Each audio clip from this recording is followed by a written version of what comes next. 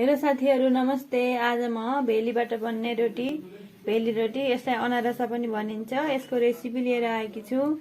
यसलाई चाहिने सामानहरु 2 किलो चामलको पिठो, यो रातभरि भिजाएको चामलको पिठो हो। यो 1 किलो भेली, अलिकति घिउ अनि तेल चाहिन्छ।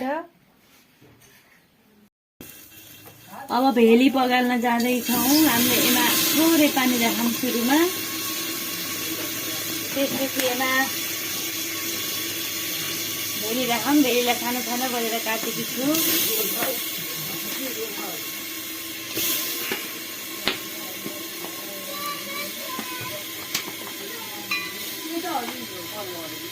राम्रोसँग चलाएर पगाल्नु होला।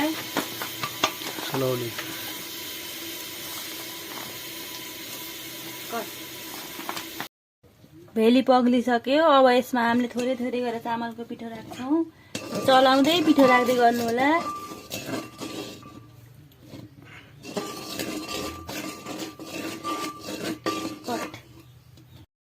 अब यसमा घिउ राख्ने थोरै।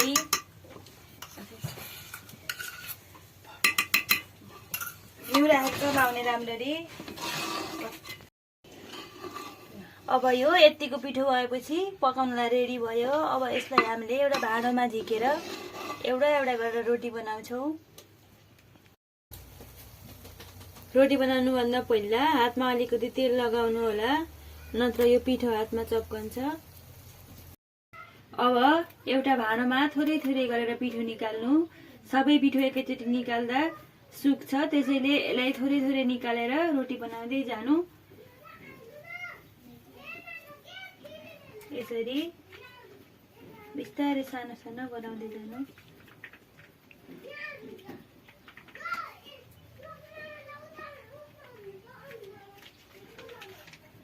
यसलाई सानो आगोमा पकाउनु होला, नत्र यो फुट्छ।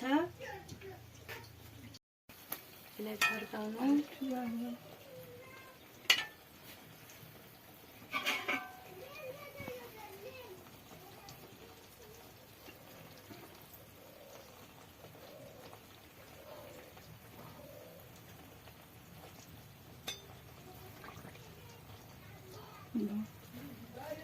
अब निकाल्दाखेरि यसलाई अर्को पैनाले हल्का च्याप्नु होला र यसमा भएको तेल बाहिर निस्किन्छ।